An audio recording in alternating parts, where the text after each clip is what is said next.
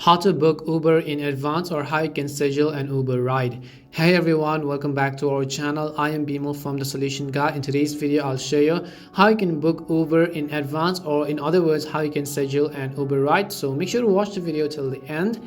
Now open the Uber app on your Apple or Android device. In the way to text field in the Uber homepage, tap on the drop down arrow next to a clock icon and the word now, as you could see over here. Now in the pop-up, use the scroll bar to select a date, time and AM or PM, then hit the set button once you've chosen the date and time. On the next screen, type in the pickup and drop off location or select previous locations from the list on the lower half of the screen. The next step will show a map of the route and the estimated price of your tip. Make sure your payment method is correct and then select Schedule Uber X at the bottom of the screen to confirm your scheduled ride.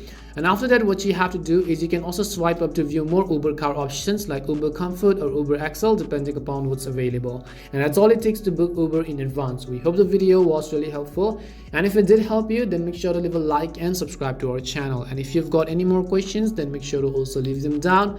Thank you very much for watching till the end of this tutorial, and see you soon in our next video.